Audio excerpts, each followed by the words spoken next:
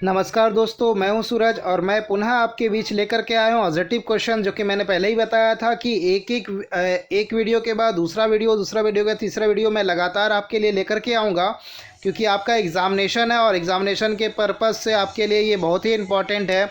यदि थोड़ा बहुत साउंड में प्रॉब्लम हो तो आप थोड़ा सा मैनेज कर लीजिएगा। पढ़ते हैं, पहला क्वेश्चन हम पढ़ देते हैं आपके सामने में कि दो समांतर समतल दर्पण के बीच रखी वस्तु का मूलतः कितने प्रतिबिंब बन सकते हैं, आपको बताना है। ऑप्शन इसमें से है, मैं इसमें डायरेक्ट जो है आपको क्या बताऊंगा, तो आंसर बताऊंगा, क्योंकि क्वेश्चंस को मैं छोटा कर सकूं और टाइम जो है वो कम लगे। तो इसका जो आंसर हो जाएगा वो डी हो जाएगा, यानी अनंत बन जाएगा। दो समांतर समतल दर्पण अगर सामने में रख देंगे तो उसमें अनंत प्रतिबिंब बन जाएंगे, अगर कोई वस्तु बीच में रख दिया जाए तो। अगला क्वेश्चन है, क्वेश्चन नंबर 2 कहता है कि यदि थोड़ा सा ये होगा कि ये क्वेश्चन जो है वो छोटे शेप में होंगे, तो आप थोड़ा सा एडजस्ट जरूर कर जाइए। यदि किसी अवतल दर्पण के ध्रुव से फोकस की दूरी 25 सेंटीमीटर हो तो फोकस से वक्रता केंद्र की दूरी कितनी होगी। तो इसका तो आप जानते ही हैं कि हमेशा डबल होता है, तो यहाँ क्या हो जाएगा, 50 हो जाएगा, यानी ए नंबर ऑप्शन के साथ जो है वो चला जाएगा। अगर फोकस दूरी इतना है तो उसका वक्रता केंद्र से जो दूरी होगी कितनी हो जाएगी, ध्रुव तक की बीच की दूरी 50 सेंटीमीटर। लेकिन ये क्या पूछ दिया है, फोकस से वक्रता केंद्र के बीच की दूरी, यानी कि 25 सेंटीमीटर ही रह जाएगी। ये क्वेश्चंस को देखिए बंधु घुमा दिया है, तो इसका आंसर जो है ना वो बी ही रहेगा, क्योंकि यह फोकस से वक्रता केंद्र के बीच का दूरी ही मात्र पूछ लिया है। तो अगला क्वेश्चन देख लेते हैं। क्वेश्चन नंबर कहता है हमारा 3 कि हीरे का वर्तनांक जो है वो 2.4 है। हीरे में प्रकाश की चाल क्या होगी वो बताने के लिए बोल रहा है। तो हीरे में प्रकाश की चाल क्या होगा इसका बताना है। तो हीरे में प्रकाश की चाल होता है 1.2 गुना 10⁸ मीटर प्रति सेकेंड। आप बना सकते हैं, न्यूमेरिकल्स जिनका तेज है वो फटाक से बना सकते हैं, नहीं तो रट्टा मार लीजिएगा आप लोग। अगला क्वेश्चन नंबर 4 कहता है कि लेंस की क्षमता का एसआई मात्रक क्या होता है। तो लेंस की क्षमता का एसआई मात्रक होता है मीटर इनवर्स, जिसको डायोप्टर भी कहते हैं, यानी कि सी नंबर ऑप्शन के साथ चला जाएगा बंधु। अगला क्वेश्चन है हमारा, अगला क्वेश्चन कहता है कि चंद्रमा पर खड़े अंतरिक्ष यात्री को आकाश कैसा प्रतीत होता है। ये क्वेश्चन बार बार आता है, तो आकाश काला प्रतीत होगा। अगला क्वेश्चन देखते हैं कि विद्युत धारा की प्रबलता को मापने के लिए किसका उपयोग किया जाता है। यहाँ पर किसका उपयोग किया जाता है उसके बारे में पूछा है। तो एमीटर का प्रयोग किया था, कहीं कहीं पर आमीटर लिखा हुआ रहता है हिंदी में। अगला क्वेश्चन देख लेते हैं। क्वेश्चन आप चाहें तो मेरे आवाज़ को म्यूट करके आप इसका टेस्ट भी दे सकते हैं। क्वेश्चन नंबर यहाँ पर क्या कह रहा है, विद्युत चुंबक बनाने में प्रायः किस पदार्थ का उपयोग किया जाता है। तो नर्म लोहे का प्रयोग किया जाता है, ए नंबर ऑप्शन के साथ चला जाएगा। अगला क्वेश्चन देखते हैं कि कौन सा जो है अधातु विद्युत का सुचालक होता है। तो इसमें से कौन सा अधातु जो है वो विद्युत का सुचालक होता है, आपको बताना है।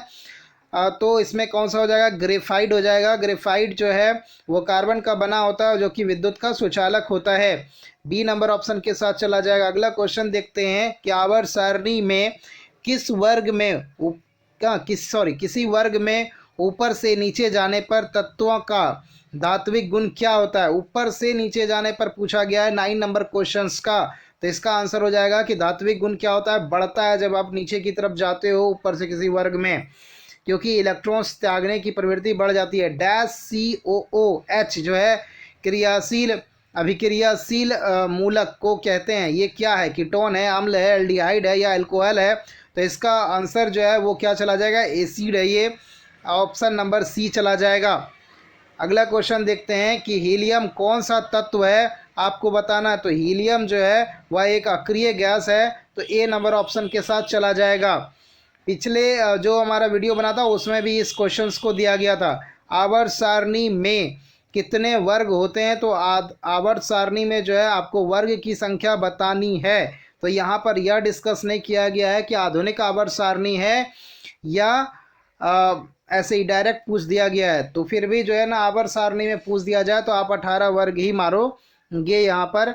अगला क्वेश्चन है कि जल का पीएच मान कितना होता है? तो जल जो है वो उदासीन होता है, जिसमें जल का पीएच मान 7 होता है। अगला क्वेश्चन देख लेते हैं। क्वेश्चन कहता है हमारा कि किसी पदार्थ से ऑक्सीजन का निष्कर्षण कहलाता है। किसी पदार्थ से ऑक्सीजन का निष्कर्षण जो है वो क्या कहलाता है, आपको ये बताना है। तो आप इसमें क्या बताओगे? अ, तो किसी पदार्थ से ऑक्सीजन का निष्कर्षण जो है वो अवकरण कहलाता है। यानी ऑक्सीजन किसी पदार्थ से अगर हटता है तो अवकरण कहलाएगा, यानी बी नंबर ऑप्शन के साथ चला जाएगा। अगला क्वेश्चन देखते हैं, बायो के पार्ट से है कि वनस्पतिक तंत्र में हिरण होते हैं। क्या हैं ये, आपको बताने हैं।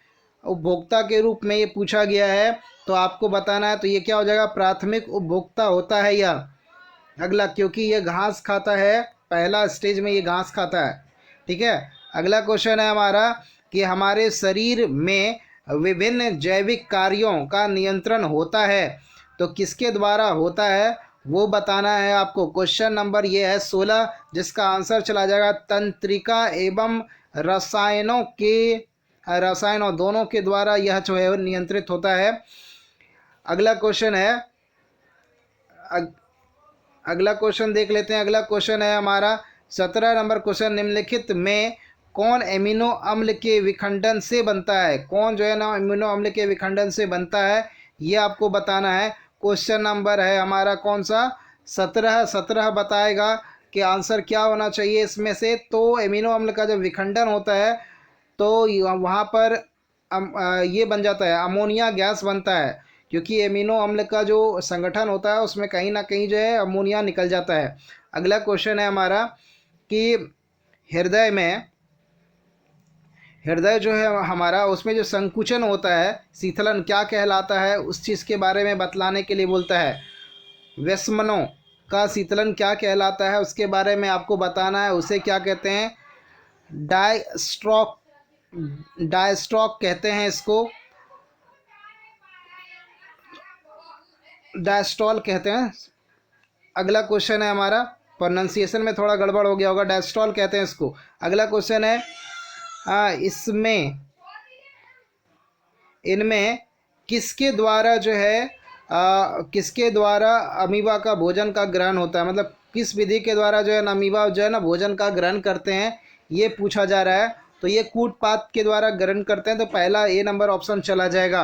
अगला क्वेश्चन मैं देख लेता हूँ। अगला क्वेश्चन क्या है हमारा, आयोडीन की कमी से कौन सा रोग होता है? तो आयोडीन की कमी से घेघा रोग होता है, डी नंबर ऑप्शन के साथ चला जाएगा। दोस्तों आज के इस वीडियो में इतना ही। यदि आपको ये वीडियो पसंद आया तो लाइक करें। अगर मेरे चैनल पर आप नए हैं तो चैनल को सब्सक्राइब करेंगे, साथ में बेल आइकन को दबा दीजिएगा, ताकि इस चैनल पर अपलोड होने वाले तमाम वीडियोस के नोटिफिकेशन आपको मिलते रहे। दोस्तों मैं क्लास 10 के अलावा और भी लॉ तथा अन्य जीके के फील्ड से भी वीडियोस बनाता हूं, और आपसे सहयोग की कामना भी करता हूं। तब तक के लिए जय हिंद, जय भारत।